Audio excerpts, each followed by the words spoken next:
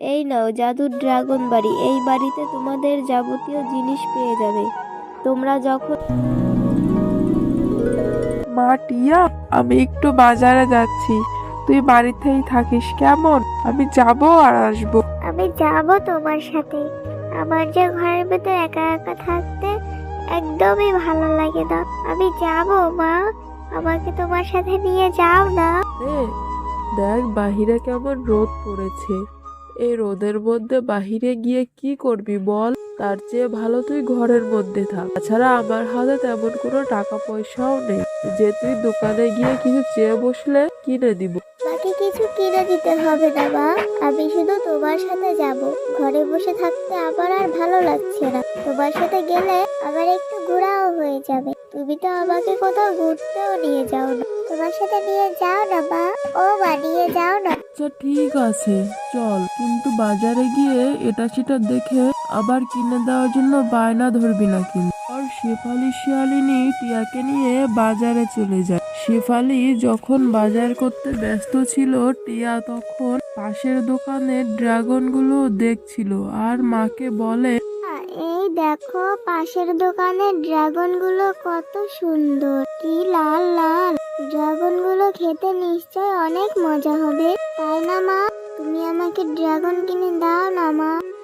এই জন্য তোকে আমি আমার সাথে করে আনতে চাইনি। আমি জানতাম তুই বাজারে আসলে কিছু না কিছু খাওয়ার জন্য বায়না ধরবি। আমার কাছে যে টাকা ছিল সেই টাকা দিয়ে তো আমি বাজার করে ফেলেছি মা। এখন আমি কি করে ড্রাগন কিনে দেবো বল? আরে ড্রাগন গুলো তো দেখছি বাঘিনী ভাবি তো টাকা ছাড়া আমাকে একটা ড্রাগনও দিবে না। এমনিতে আমার বাসা ভাড়াটা বাকি আছে, আয় বলে দেখি বাকিতে দেয় কিনা। যদি দেয় তাহলে কিনে দেবো, না হলে কিন্তু অন্যদিন। আপনার ড্রাগন গুলো দেখতে তো খুব সুন্দর, খেতে নিশ্চয়ই অনেক মজা হবে। আমাকে অল্প কয়েকটা ড্রাগন দিতে পারবেন? আমার মেয়েটা যে আপনার দোকানের ড্রাগন খাওয়ার জন্য বায়না ধরেছে। আমার হাতেও কোনো টাকা নেই, যেই টাকা ছিল সেই টাকা দিয়ে আমি কিছু বাজার করে ফেলেছি। তাই বাকিতে যদি আমাকে কিছু ড্রাগন দিতেন, পরে না হয় আমি টাকা দিয়ে দিব। শেফালি, বাকিতে ড্রাগন দেব? আমি বাকিতে কোনো ড্রাগন বিক্রি করি না। টাকা দে, তারপরে ড্রাগন দিব। আর তুই তো গত 2 মাস ধরে আমার বাড়িতে ফ্রিতে থাকছিস, বাড়ির ভাড়াটাও ঠিক মতো দিচ্ছিস না, আবার এখন এসে বাকিতে ড্রাগন চাচ্ছিস? লজ্জা করে না? যা আগে আমার বাড়ি ভাড়াটা নিয়ে আয়। ভাবি, আপনি তো সবই জানেন, টিয়ার বাবা মারা যাওয়ার পর থেকে কত কষ্ট করে মা মেয়ে বেঁচে আছি। আমাকে একটু সময় দিন না বাঘিনী ভাবি, আমি 2 মাসের বাড়ি ভাড়াটা একেবারেই আপনাকে দিয়ে দিব। সময় দিব? একদমই না। তোকে সময় দিতে দিতে আজ 2 মাস হয়ে গেল, বাড়ি ভাড়াটা দিচ্ছিস না, এখন আমার বাকিতে এসে ড্রাগন চাচ্ছিস? লজ্জা করে না তোদের? আজ তুই আমার বাড়ি ছেড়ে চলে যাবি, আমি ভালো ভাড়াটিয়া দেখে বাড়িটা আবার ভাড়া দিয়ে দিব। পর শেফালি শিয়ালিনী ও টিয়া বাঘিনীর কথায় মন খারাপ করে বাড়ি ছেড়ে চলে যায়। এরপর মা ও মেয়ে বনের মধ্যে আশ্রয়ের জন্য ঘুরতে থাকে, আর হাঁটতে হাঁটতে তারা গভীর বনের মধ্যে চলে যায়। ও মা, আমি যে আর হাঁটতে পারছি না, আমার যে খুব কষ্ট হচ্ছে। মা, আজ আমার জন্য ভাগিনী কাকিমা তোমাকে কত কথা শোনালো। আমি আর ড্রাগন খেতে চাইবো না মা। ড্রাগন খেতে চেয়েছি বলেই তো ভাগিনী কাকিমা তোমাকে কত বকাঝকা করলো আর বাড়ি থেকেও বের করে দিল। আমি আর কখনো ড্রাগন খেতে চাইবো না। মন খারাপ করিস না রে মা, আমিও যে আর হাঁটতে পারছি না। আর বাঘিনী ভাবি বাড়ি থেকে বের করে দিয়েছে কারণ আমি যে তার বাড়ি ভাড়াটা দিতে পারিনি মা। তোর বাবা মারা যাওয়ার পর থেকে কত কষ্ট করে সংসারে দুবেলা দুমুঠো খাবার জোগাড় করছি, বাড়ি ভাড়াটা কোথা থেকে দিব মা? এখানে তো আশেপাশে কোনো বাড়ি ঘরও দেখছি না, তোর অনেক কষ্ট হচ্ছে তাই না রে মা? চল আর একটু সামনে এগিয়ে যাই, গিয়ে দেখি কোনো বাড়িঘর খুঁজে পাই কিনা। ও মা, আমি তো আর পাচ্ছি না, আমার তো অনেক কষ্ট হচ্ছে। আর একটু ধৈর্য ধর রে মা, আশেপাশে কোথাও কোনো বাড়ি ঘরও দেখছি না। দেখবি আল্লাহ ঠিকই একটা ব্যবস্থা করবে, আল্লাহর ওপর ভরসা রাখ রে মা। মা দেখো না, গাছে একটা ড্রাগনের মতো ফল ধরে আছে। চলো না মা, গিয়ে দেখি এটা কি ফল, খেতে নিশ্চয়ই অনেক সুস্বাদু হবে। আমাকে ফলটা পেড়ে দাও না মা। একই কাণ্ড, লেবু গাছে ড্রাগন ফল ধরেছে, সবই আল্লাহ তাআলার ইচ্ছা। দেখ মা, লেবু গাছে ড্রাগন ফল ধরে আছে। দাঁড়া, আমি এখনই ফলটা পেড়ে দিচ্ছি। ও মা, লেবু গাছের ড্রাগন ফলটা দেখতে কি সুন্দর, খেতেও নিশ্চয়ই অনেক মজা হবে। মা তুমি আর দেরি করো না, তাড়াতাড়ি গাছ থেকে ড্রাগনটি পেড়ে দাও না মা।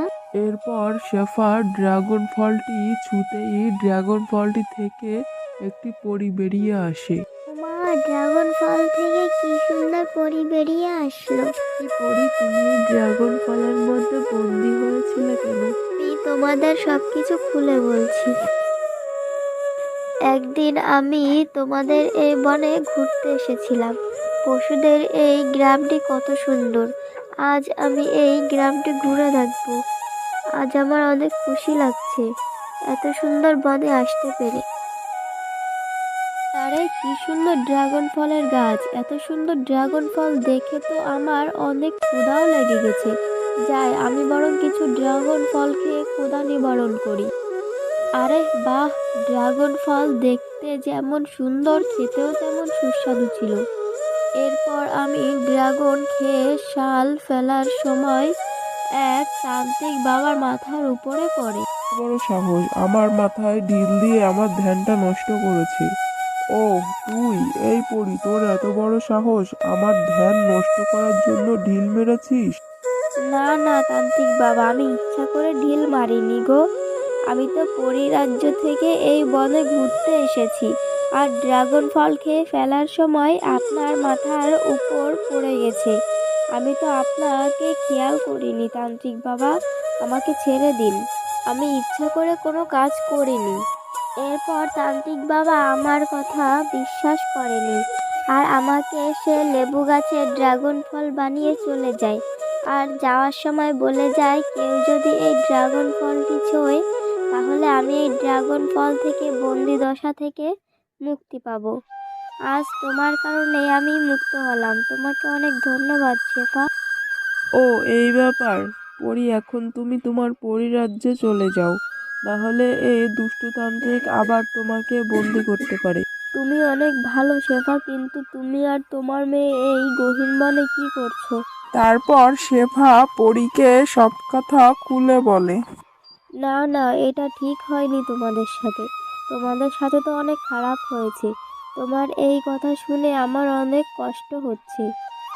তোমরা যেহেতু আমার জীবন বাঁচিয়েছো, তাই আমি তোমাদের উপহার দিতে চাই। এই নাও জাদুর ড্রাগন বাড়ি। এই বাড়িতে তোমাদের যাবতীয় জিনিস পেয়ে যাবে। তোমরা যখন যেটা চাইবে তোমরা তখন সেটাই বাড়িতে পেয়ে যাবে। তোমাদের আর কোনো কিছুর অভাব থাকবে না।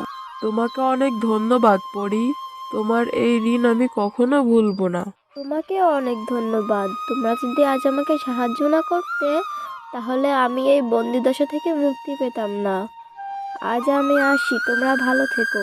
মা দেখো, আমাদের কি সুন্দর একটা বাড়ি হয়েছে, তাও আবার ড্রাগন বাড়ি।